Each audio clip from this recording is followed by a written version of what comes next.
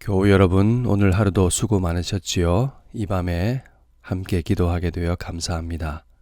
하나님께서 우리와 함께 하십니다. 니고데모에 이어 우리가 꼭 만나 보아야 할 사람이 있습니다. 베드로입니다. 그는 곁에서 예수님의 말씀과 행하시던 모든 일을 생생하게 듣고 본 사람입니다.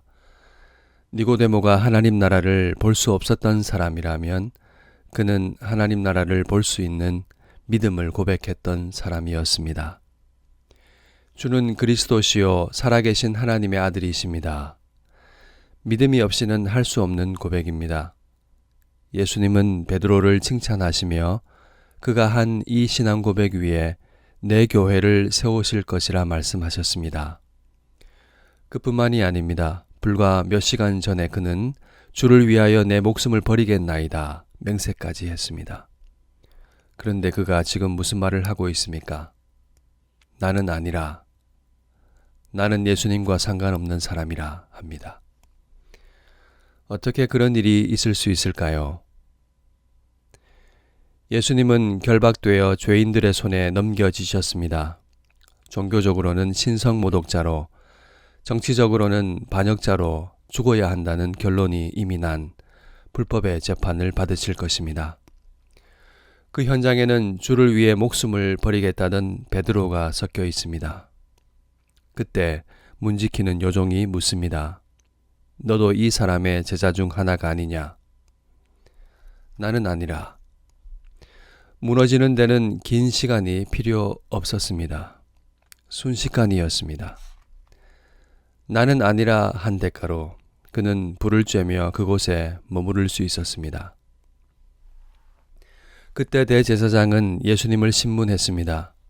그의 제자들과 그의 교훈에 대해 물었습니다. 증인을 찾아서 확실히 정죄하고 제자 공동체마저 근절하겠다는 것입니다. 예수님은 당당하게 말씀하셨습니다. 천국 복음을 온 세상에 밝히 말씀하셨다고 하셨으며 무슨 말을 하였는지 들은 자들에게 물어보라 하셨습니다. 이는 조사 대상을 무한대로 넓혀 제자들을 보호하신 말씀이기도 합니다.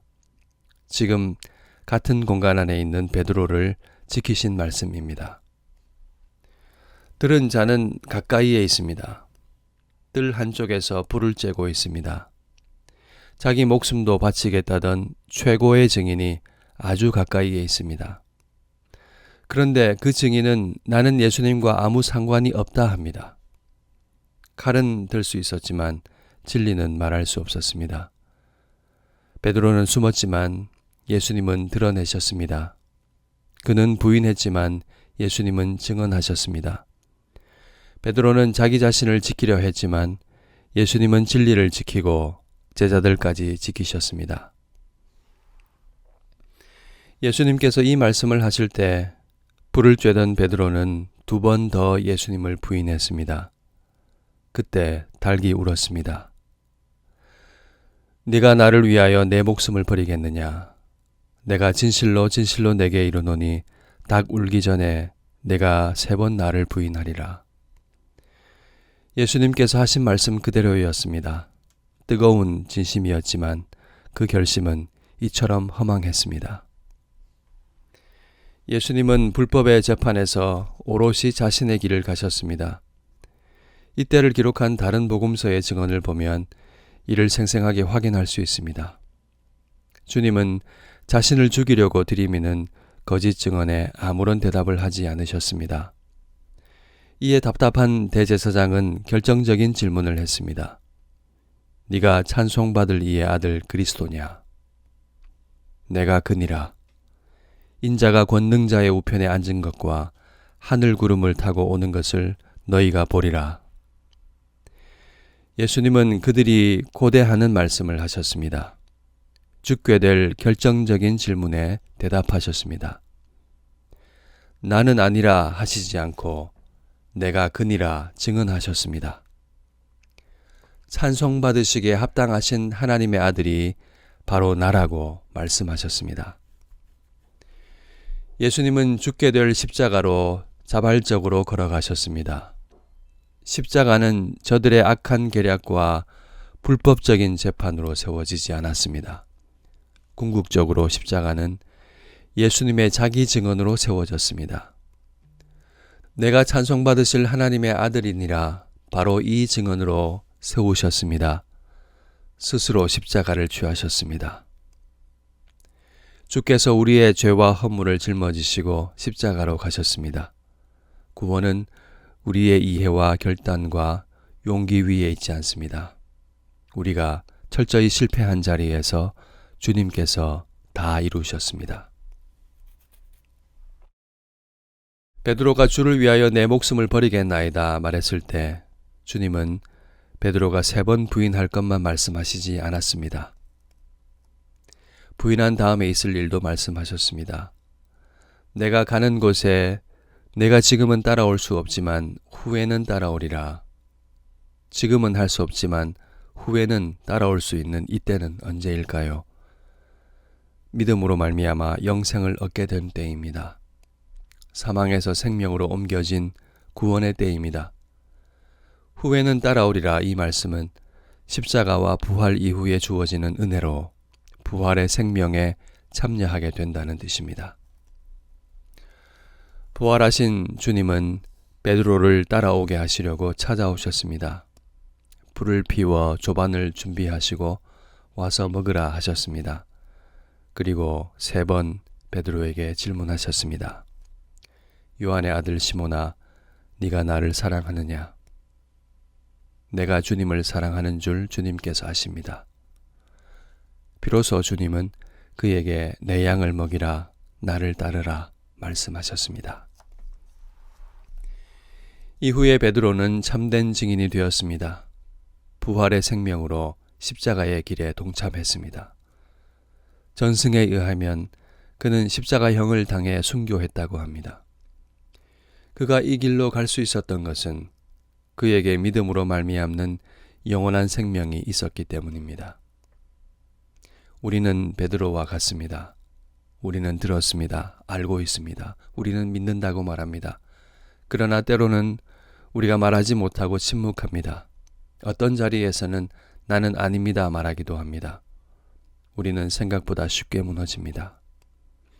열심도 있고 진심도 있지만 두려움 앞에서 자주 넘어집니다. 그러나 복음은 바로 거기서 빛을 발합니다.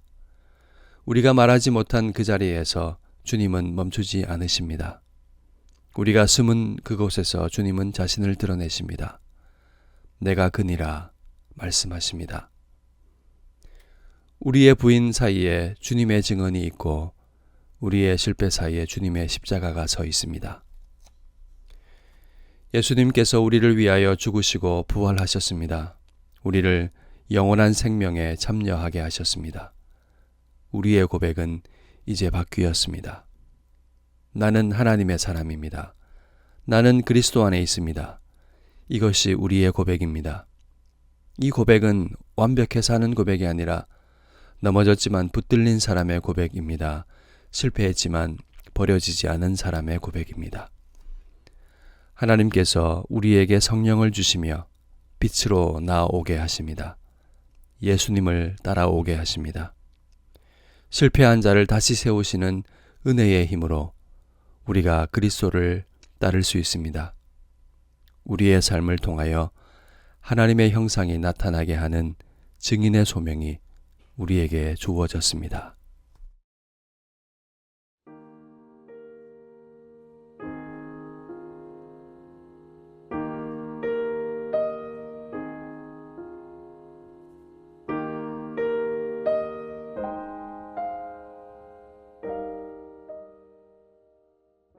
말씀을 생각하며 함께 기도하겠습니다. 나는 아니라 하며 주님을 드러내지 못했던 우리의 연약함을 보게 하소서. 실패하는 우리를 버리지 않으시고 끝까지 함께 하시는 주님을 바라보게 하소서.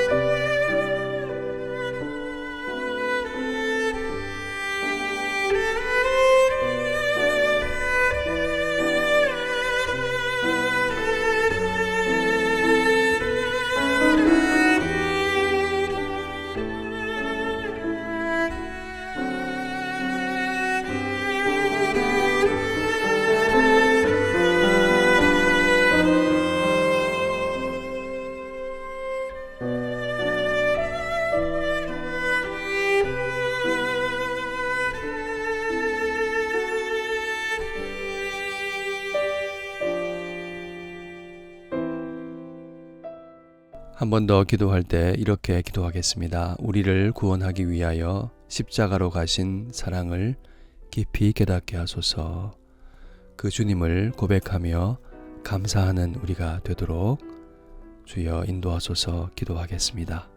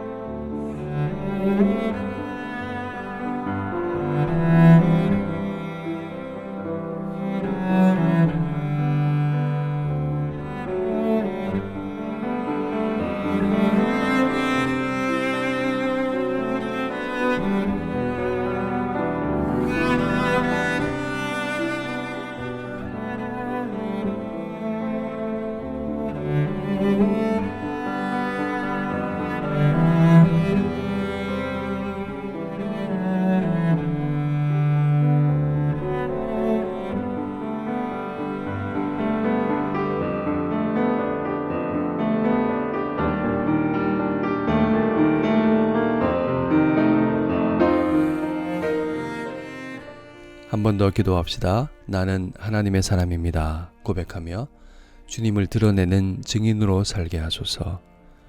우리의 삶을 통하여 예수 그리스도의 형상이 드러나게 하소서. 기도하겠습니다.